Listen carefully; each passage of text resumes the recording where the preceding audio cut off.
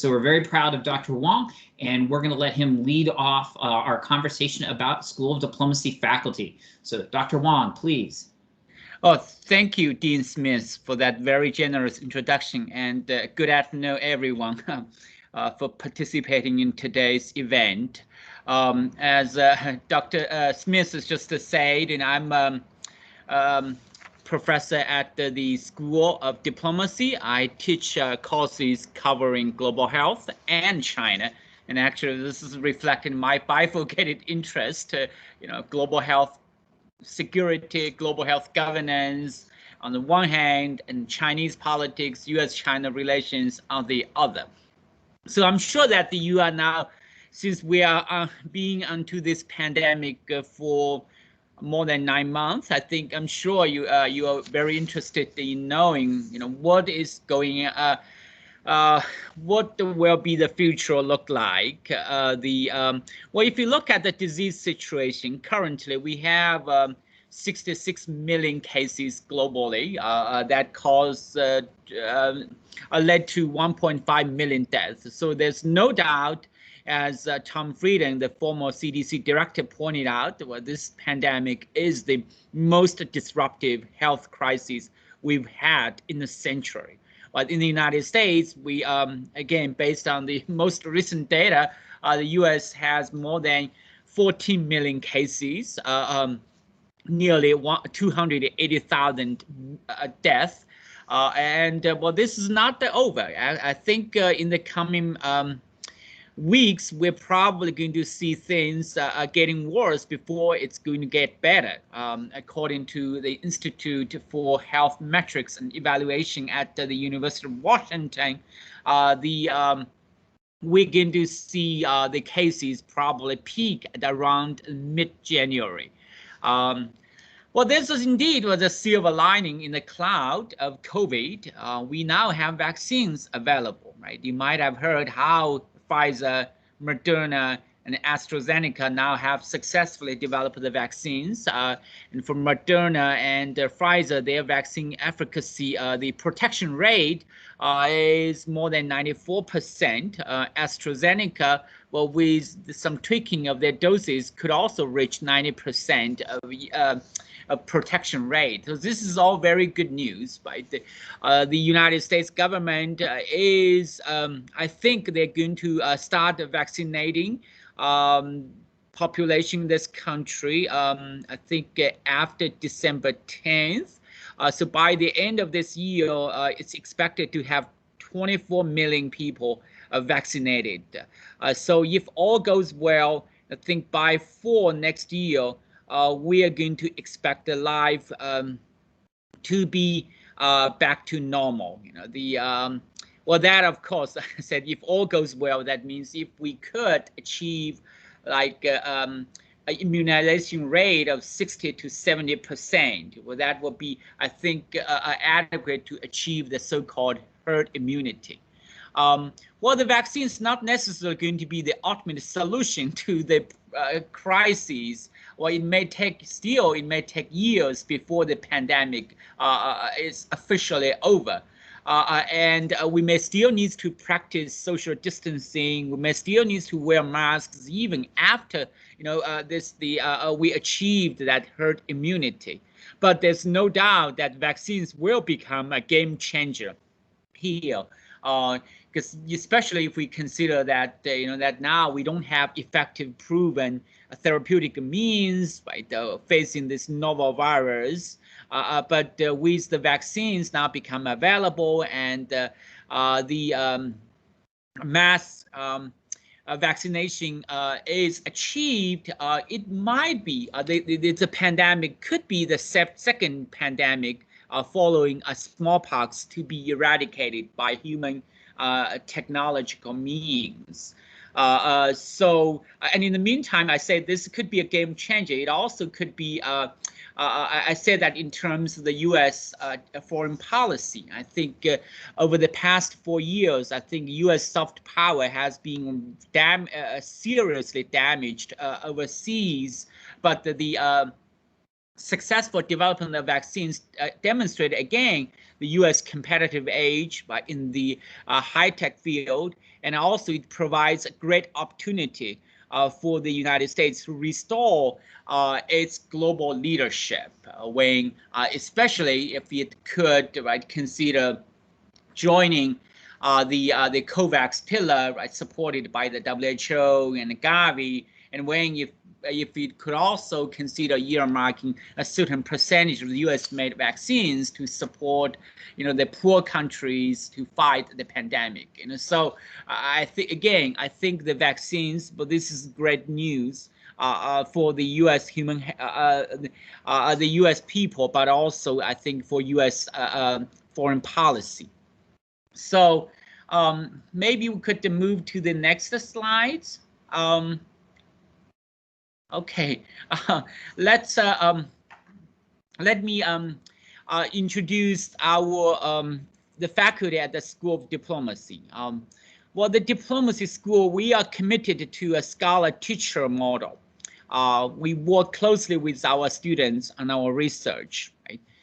The diplomacy lab, created by Dr. Huddleston, is a collaborative research space where undergraduate students actually work alongside faculty members on research projects. And over the past years, we have our students working closely with our faculty members to publish in major, even peer-reviewed journals. Right? I know that Dr. Edwards, the faculty chair of the department, and Dr. Gochakas, they've both worked with students on their research grants. We have a full-time faculty of about 16, but they are all very accomplished scholars and teachers. On the university level, our faculty are recognized with awards as University Teacher of the Year and Researcher of the Year. All our faculty teach undergraduate and graduate courses. We have 4 research centers: the Center for Global Health Studies, the Center for Emerging Powers and Transnational Trends. I believe that now has a new name. It has a new name called Center for Foreign Policy Studies. We also have the Center for Peace and Conflict Studies and the Center for UN and Global Governance Studies. And our faculty members are also leading scholars in the field. As I think we now have the 4 faculty members with forthcoming books, that are all published by very prestigious university press. One with Oxford, one with Columbia University Press, and the 2 with Cambridge University Press. Our faculty is not just the teachers and scholars, but also practitioners in the field of diplomacy and international relations. The Center for Peace and Conflict Studies, for example, is experimenting with ways of promoting peace in the Middle East under the academic umbrella, including training and mentoring to regional aid agencies. And Dr. Gochakas, I believe, is serving as a special economic advisor for the Turkish Cypriot president. And Professor Edwards has presented his book findings for WTO, the World Trade Organization. And Dean Smith himself has been advising on issues of United Nations and UN Security Council. Next, I'm going to introduce our next speaker, Dr. Phil Moreman. Professor Moreman joined the School of the Diplomacy International Relations as one of its first full-time faculty members. His areas of expertise include public international law, international environmental law, and peace operations. Professor Moreman is also vice president of the American branch of the International Law Association, and he serves on its executive committee. In 2019, he was named as the University Teacher of the Year and the School of Diplomacy Teacher of the Year. He has a book coming out from Cambridge University Press. So without further ado, Professor Moreman. Thank you very much, Dr. Huang. It's a pleasure to be here this afternoon, and it's a pleasure to be able to speak to you all. Thanks again for that very kind introduction. And I've been asked to talk for, I don't know, about half an hour about a subject on international law that would be of interest to our students and potential students. So I'm going to talk for about that time, also leave some time for questions about the International Criminal Court. The International Criminal Court has been in the news for just recently, especially with the transition to the Biden administration. Let me just back up a bit. I neglected to introduce myself a little bit more fully. I do teach public international law, both at the undergraduate and graduate level. I also teach some related classes in international environmental law and policy, and in peace operations, primarily United Nations peace operations.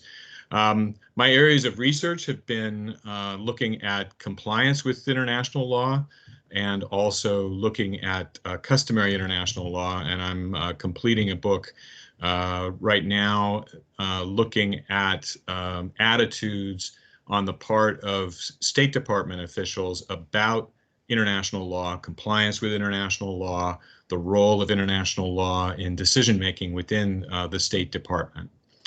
So that's a little bit about me. I have a background, as you can see, both in law and in international affairs, and I try to combine those specializations in my work and in my teaching. So let me see if I can, first of all, display my screen here. And so give me just a moment to do that.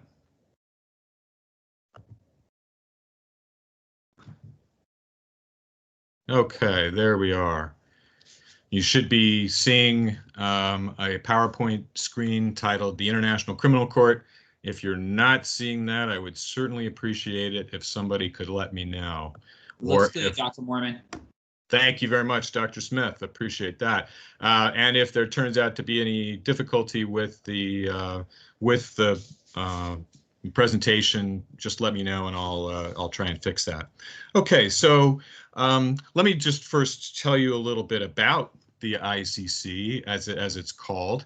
It's an international criminal court with a prosecutor's office that can investigate and try individuals for 4 basic crimes. And this is an innovation in international law to an extent. The International Criminal Court does not hear cases between states. It really is a vehicle for trying individuals, making individuals responsible under international law for violations of international law in the following areas. So first, genocide, war crimes, crimes against humanity, aggression. Let me just define war crimes very quickly. War crimes means violations of the Geneva Conventions or other laws of war, and that might include, for example, willful killing or torture of POWs or civilians, or intentional attacks against civilians or civilian targets as opposed to military targets. Crimes against humanity are serious human rights violations committed as part of a widespread or systematic attack directed against civilians. And crimes against humanity could include extermination, extensive murder, enslavement, and torture, all committed against civilian populations. The crime of aggression, just very briefly, involves the planning or execution of a state's act of aggression against another state in the international community. So what's exciting about the ICC right now? Why is it in the news, and why is it, I hope, an interesting topic to talk about today? Well, as by way of a little bit of background that I'll expand on later, the Trump administration has taken an antagonistic stance toward the ICC, even implementing sanctions against its officials. And one of the first steps that the Biden administration is likely to take in its foreign affairs policy is to dissolve those sanctions and possibly to re-engage with the ICC, as opposed to the Trump administration policy of actively trying to undermine the ICC and opposing it. This effort will be and is going to be, it is complicated by the following developments. That is, the ICC is right now investigating possible crimes in the war in Afghanistan, including crimes allegedly committed by U.S. personnel. So you can imagine that the United States is likely to push back against that kind of investigation or prosecution, arguing that the United States has and can investigate and prosecute any crimes on its own under its own domestic law, and that the actions of the court in this regard are an infringement of U.S. sovereignty and freedom of action and discretion. So what should the Biden administration and the U.S. do in this very complicated situation? How much can the Biden administration cooperate with the ICC?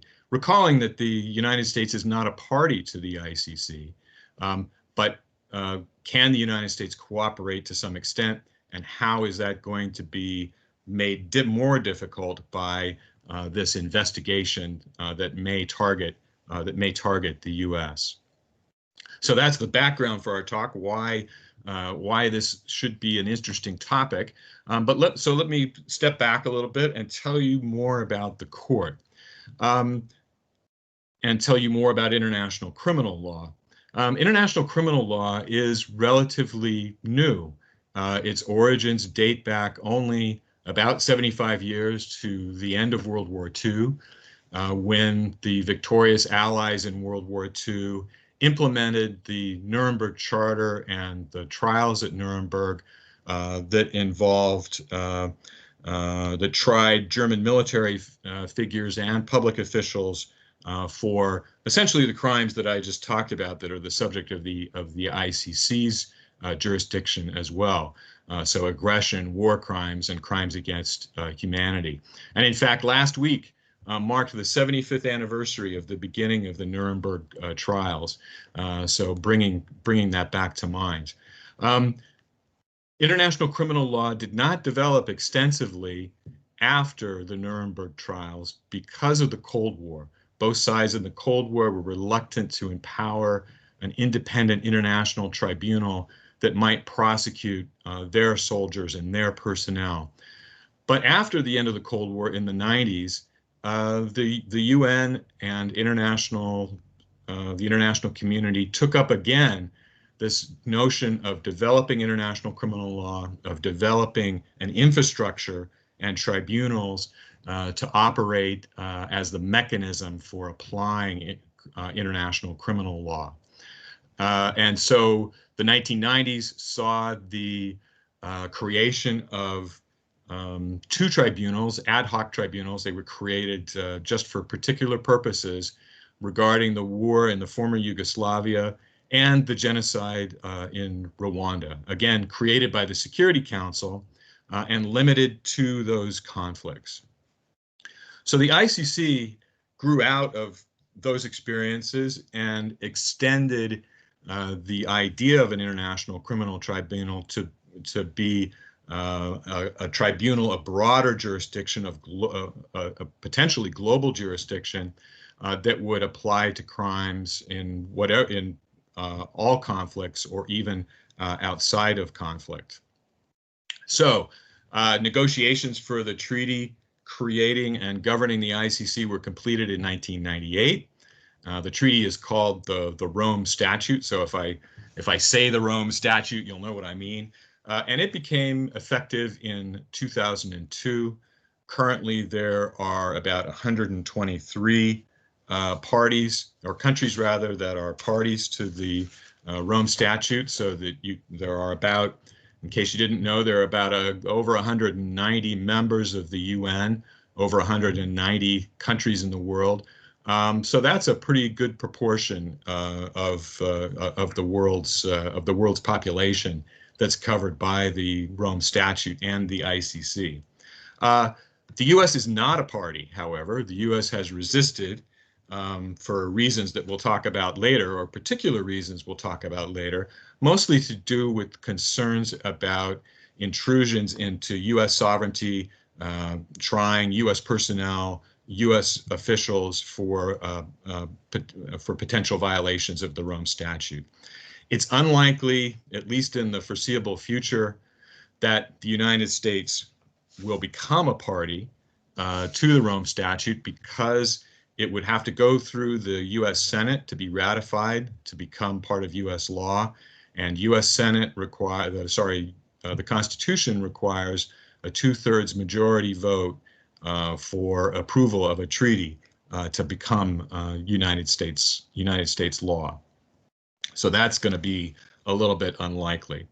Nonetheless, there are moves to cooperate to greater or lesser extent with the ICC, and that's essentially what we're going to be talking about today. To what extent can and should the U.S. Be engaged with the ICC? All right, just some information about the ICC, its structure, and some essential features. This is background information, but it will be important to understand this when we talk about more about the investigation of the ICC into the war on Afghanistan and how that is likely to operate. So the structure of the court. The court has, it's a court with 3 chambers that serve particular functions. There's a prosecutor's office that's designed to investigate and prosecute alleged or potential violations of the Rome Statute. And there's an assembly of states parties, that is the countries that have signed on to the ICC or the Rome Statute, that essentially oversees and runs the court. In the way the court operates, it covers those crimes, but it only has some limited jurisdiction when it comes to the individuals that it can investigate or try. That is, it can only try the nationals of a party or try individuals who are involved in crimes that occur in the territory of a state party.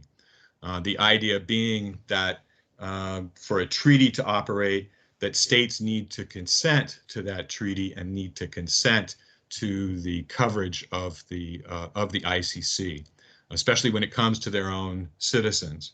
However, there is kind of it's not a loophole exactly, but there is a way in which citizens or nationals of non-party states, that is countries that haven't signed on to the Rome Statute, there is a way that they could be pursued, and that is if they commit crimes on the territory of a party to the treaty.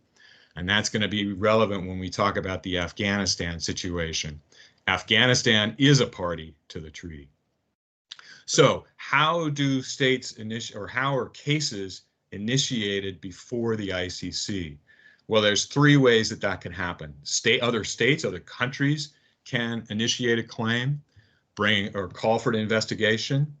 The Office of the Prosecutor has discretion to implement or initiate an investigation or a case, although the prosecutor has to get permission from one of the court's pretrial chambers. And then the Security Council can refer a matter to the ICC as well. There's one final feature of the operation of the court that I'd like you to be familiar with, and that is the idea of complementarity, which is a complicated way of saying that essentially states get first dibs on cases, and that is that if a state's investigating or prosecuting a case, then the ICC cannot take jurisdiction. States get first dibs, they get priority, and that makes sense. If a state's willing to investigate or prosecute a crime, why should we get an international organization like the ICC involved? There's one exception there. That is where it looks like a state might be unwilling or unable to investigate or prosecute a case. Maybe there's lack of capacity problems, or maybe maybe a state is kind of dragging its heels or engaging in a sham investigation that isn't really serious. But other than those limited situations, the court is not going to take those cases that states are actively investigating or prosecuting. So now to U.S. objections to the court.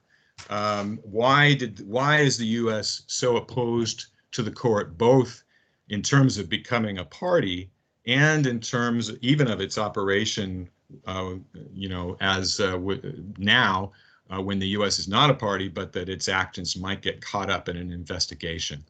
So the U.S. is concerned, or has been concerned, that military personnel and civilian leaders potentially could be subject to investigation or prosecution, and they were concerned about the prosecutor's discretion to initiate investigations, and fearful that that could end up targeting the U.S., even though the prosecutor, there's some check on the prosecutor's discretion, because the prosecutor has to check with the court before it can start an investigation. Nonetheless, the U.S. was concerned about that, and the U.S. was concerned about, as a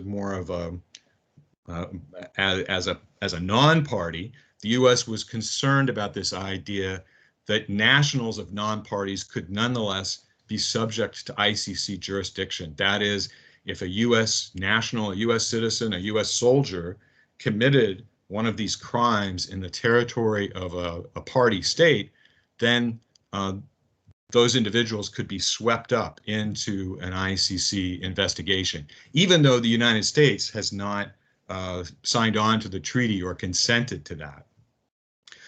So there are some other objections by the United States, but those are the primary objections and the major ones that are relevant for our discussion today. And these concerns have been reflected in attitudes of presidential administrations toward the court. Attitudes in general have been ambivalent in a way. Republican administrations have been largely antagonistic to the court, fearful, certainly opposed to joining the ICC, joining the Rome Statute, but also concerned about this potential extension of jurisdiction to U.S. nationals. Democratic administrations have been more ambivalent. Democratic administrations have cited to the long-term U.S. role in trying to generate international law, international criminal law.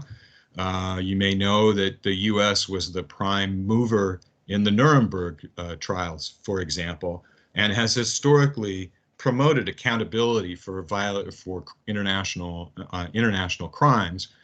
But by the same token, Democratic administrations have been sensitive to this perceived intrusion on U.S. sovereignty and the political opposition that that's likely to generate, both in Congress and among U.S. citizens. So I'm not going to go through the history of different administrations, but the main point I want to make is that the Obama administration did try to engage with the court, perhaps a little bit more. Even the Bush administration engaged somewhat with the court, and the Obama administration somewhat more. And that's going to be relevant because obviously the president-elect, former Vice President Biden, was part of the Obama administration. And so sometimes the Obama administration offered assistance in collecting evidence, voted in favor of at least one Security Council referral to the court, and tried to participate kind of as an observer in some of the deliberations of the Assembly of States parties. The Trump administration has been openly antagonistic, and that has dated to the beginning of the Trump administration, even apart from this Afghanistan investigation. And that's partly because at least one of the Trump administration officials involved, the National Security Advisor, John Bolton, has been opposed to the ICC for many, many years and was one of the prime movers in Bush administration opposition to the ICC. And then the Afghanistan investigation happened, and you'll when I talk about that, you'll see why that sparked greater U.S. opposition. So just this last spring, the ICC prosecutor received approval to initiate an investigation into possible crimes that occurred in the Afghanistan war, essentially from the early 2000s on. And that, obviously, the Afghanistan war involved U.S. troops primarily.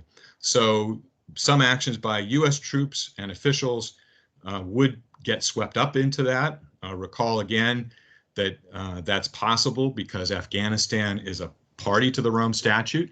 And so under the Rome Statute, individuals that commit crimes in the territory of a state party can be subject to the jurisdiction of the court.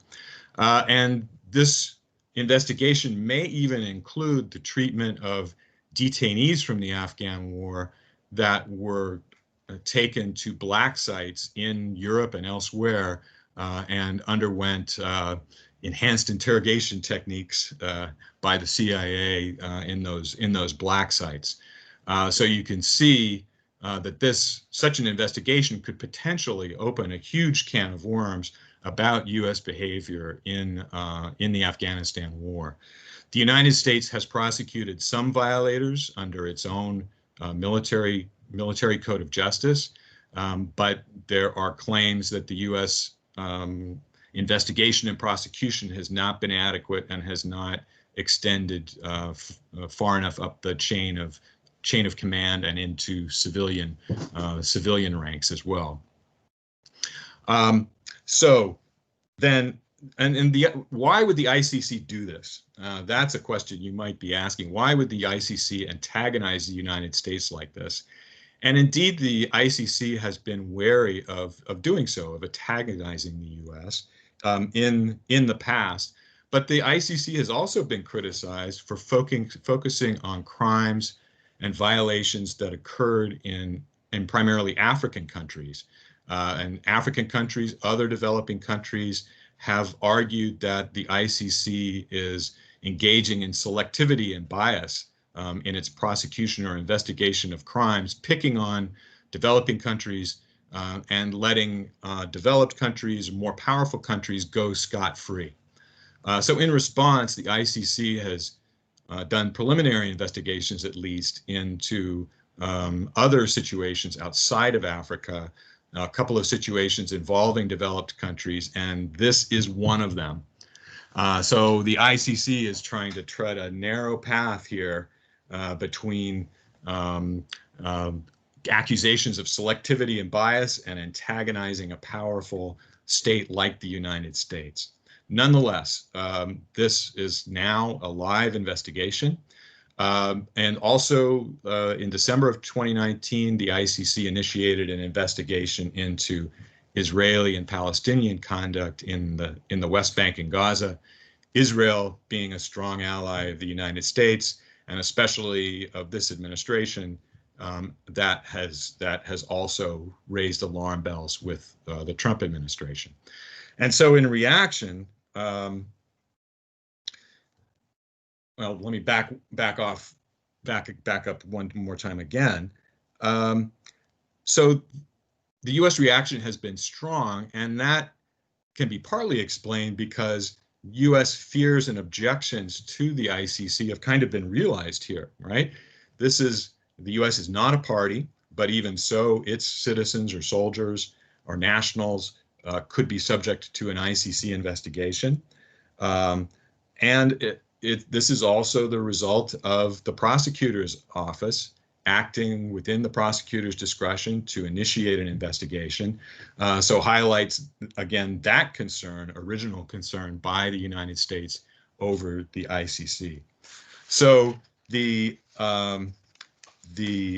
Trump administration has issued an executive order just this summer authorizing sanctions against ICC officials involved in these investigations of war crimes. So freezing assets of these officials, implementing travel restrictions against the officials and their families, or at least authorizing that. And this fall, these travel restrictions were imposed against the prosecutor of the ICC herself and an aide, prohibited her from coming to the General Assembly this fall and providing a report on the ICC to the UN. And so kind of an interruption in that diplomatic process. U.S. allies have pushed back against this strong response. U.S. allies that are members of the ICC and are more sympathetic to its operations, but to date that has fallen on deaf ears. The United States, even the Department of Justice, has even initiated an investigation of the ICC for alleged corruption, which seems somewhat far-fetched, but nonetheless, that's another step that's been taken. All right, so what are some options for the Biden administration, the incoming Biden administration? It seems pretty clear, at least from commentators, that the administration is likely to revoke these sanctions and travel restrictions on ICC personnel, partly in response to allied pressure, partly in a desire to re-enter in the world of international diplomacy and the multilateral operation of that following retrenchment by the Trump administration, a more isolationist or unilateral approach of the Trump administration towards international affairs in general. That this would be a sign to the world of renewed U.S. engagement in international affairs. It's also predicted that the Biden administration will try to or attempt to return to the level of engagement with the ICC as under Obama. But this is going to be complicated by this Afghanistan and Palestinian investigation. That's going to raise, this investigation is going to raise huge opposition, not only among Republicans and conservatives, but also among Democrats. As I said, historically, even Democratic administrations have been sensitive to this notion that the U.S. might get targeted through ICC operations. So I think the Biden administration is going to have to tread very carefully here, how not only in responding to the investigations, but in re-engaging with the ICC. It's going to be an interesting dance. The U.S. does not have any obligation to cooperate with the ICC because it's not a party. These activities occurred many years ago. Memories probably have failed. It's going to be difficult for the ICC to get documents and access to witnesses. This is going to be a long investigation that potentially could just peter out. They may not be able to get enough evidence to really effectively try individuals for these violations. So we don't have to help them out. Could the United States, or would the United States, engage in its own more searching investigation of alleged violations during the Afghanistan war? Possibly. I think that's unlikely for all the reasons I've just mentioned. This sensitivity towards allowing our personnel to be subject to a foreign or an international body's surveillance or supervision. But could we do that? Try to do that ourselves? Unlikely, but it has happened in Australia. Australia is an ICC member, and just in the last couple of weeks, there was a report by an investigation of violations of war crimes and crimes against humanity on the part of Australian troops in Afghanistan, operating as our ally in Afghanistan, and opening up potential prosecution of those individuals. I think, and which I think is likely to happen. Could that happen here? I'm not so sure. I think it's unlikely. The passage of time, kind of the resistance to knuckling under to international pressure is going to make that difficult. But you never know. There could be that could be a potential response. So, in any event, the Biden administration has a little bit of a dance to perform here to try to thread its way in between these competing tensions.